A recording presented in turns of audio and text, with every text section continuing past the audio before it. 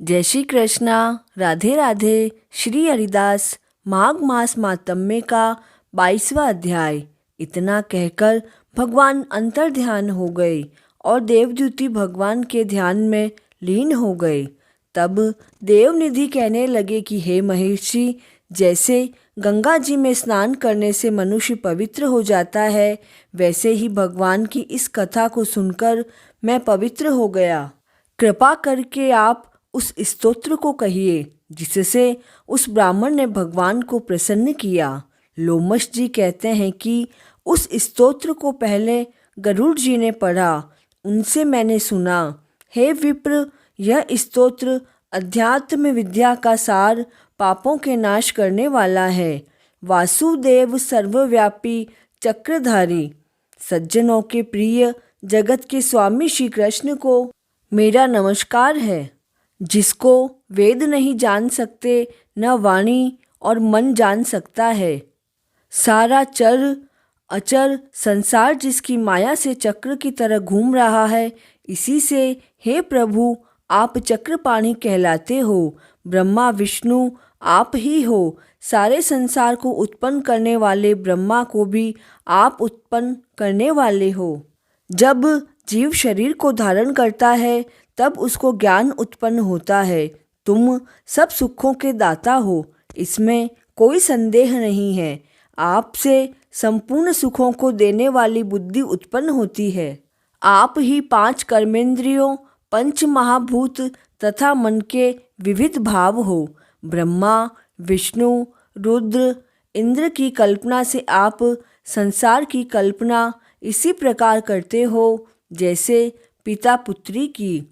कवियों में आप जो रूप शोभा देता है, उन निर्गुण विष्णु भगवान को मैं नमस्कार करता हूँ।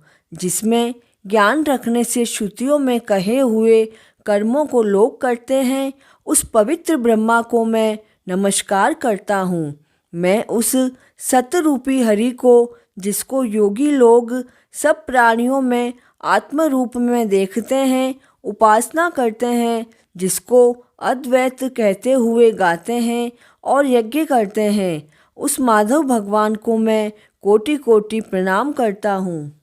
जिसके स्मरण मात्र से मोह, अज्ञान, रोग, दुख दूर हो जाते हैं, उस अनंत रूप को मैं नमस्कार करता हूँ। जिसके मिल जाने पर और किसी दूसरी चीज़ की इच्छा नहीं होती है, उसको अद्वैत आदि आत्मा को समान देखते हैं। यदि विष्णु शब्द का अर्थ और उसके विषय का ज्ञान एक ही होता है, तो इस सत्य से हे माधव, इस संसार की माया में फंसकर तेरे ही ध्यान में मेरा मन रत रहता है। जो प्राणियों के हृदय रूपी मंदिर में निर्मल देव वास करते हैं, वह भगवान मुझ पर प्रसन्न हो। जो अविद्यापूर्ण संसार का त्याग करता है, जगन्मय आप हो। आपका बनाया हुआ विश्व आनंद करता है। आपके त्याग करने पर अपवित्र हो जाता है, उसका साथ करने पर भी तुम बिना साथ के बने रहते हो। विकार रहित, जिनकी चार्वाक पंचभूत योग से पैदा हुआ चैतन्य मानते हुए उपासना करते हैं। जैन लोग आपको शरीर का परिमाण मानते हैं और सांख्यवादी तुम्ही को प्रकृति से पर पुरुष मानकर ध्यान करते हैं। चैतन्य रूप सदा आनंद स्वरूप उपनिषद जिसकी महिमा गाते हैं, आकाश आदि 5 महाभूत, देह, मन, बुद्धि, इंद्रिया सब कुछ तुम ही हो।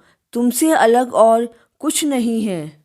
तुम ही अग्नि, रवि, इंद्र, होम, मंत्र क्रिया द्वारा तथा फल सब ही हो। कर्म देने वाले वैकुंठ में तुम्हारे सिवाय कोई नहीं है। मैं तुम्हारी ही शरण में हूँ। सब प्राणियों के हेतु तथा उनको शरण देने वाले तुम ही हो। जैसे युवा पुरुष की युवती में और युवती की युवा में प्रीति होती है, वैसी ही मेरी प्रीति तुम में है। जो पापी भी आपको प्रणाम करता है, उसको यमदूत ऐसे नहीं देखते जैसे उल्लू सूर्य को। प्रत्येक पाप मनुष्य को उस समय तक ही दुख देते हैं जब तक वह आपके चरण कमलों का सहारा नहीं ले लेता। जिन्होंने सुख स्वरूप मोक्ष रूपी लक्ष्मी का आलिंगन किया, जिन्होंने आत्मस्वरूप सुख भोगा है और जिन्होंने ध्यान रूप सुख भोगा है और जिन्होंने ध्यान रूप से मृत्यु को वश में कर लिया, ऐसे मुनियों से सेवित भगवान को नमस्कार है। जिनके ज्ञान रूपी शास्त्र से संसार रूपी शत्रु का नाश हो जाता है, उनके दुखों के नाश करने वाले को मैं नमस्कार करता हूँ। जिस प्रकार भगवान सब स्थावर जंगम संसार को उत्पन्न करते हैं, इसी शक्ति से भगवान मुझे दर्शन दे। ऐसी सच्ची भक्ति देखकर भगवान ने प्रसन्न होकर उस ब्राह्मण को दर्शन दिए और उस ब्राह्मण की स्तुति से प्रसन्न होकर तथा उसको वरदान देकर भगवान अंतर्ध्यान हो गए और वह ब्राह्मण कृतकृत्य होकर भगवान में लीन हो गया और शिष्यों के साथ स्तोत्र पढ़ता हुआ तपोवन में रहने लगा। जो कोई स्तोत्र को पढ़ता अथवा सुनता है, उसकी बुद्धि पाप में नहीं लगती और न ही बुरा फल देखता है। इसके कीर्तन में मनुष्यों की बुद्धि, मन तथा इंद्रियां स्वस्थ होती है। जो भक्ति पूर्वक अर्थ को विचार कर इसका जप करता है, वह वैष्णव पद को प्राप्त होता है। इसके सदैव पढ़ने से मन वांछित कार्य सिद्ध हो जाते हैं। मनुष्य सुपुत्र पाता है तथा धन, पराक्रम और चिरायु प्राप्त करता है। इसके पाठ से बुद्धि, धन, यश, कीर्ति, ज्ञान तथा धर्म बढ़ते हैं। दुष्ट ग्रहों की शांति होती है। यह व्याधियों व अनिष्टों को दूर करता है, दुर्गति से तारता है। इसके पढ़ने से सिंह, व्याघ्र, चोर, भूत, देव, पिशाच और राक्षस, इनका किसी का भी भय नहीं रहता है।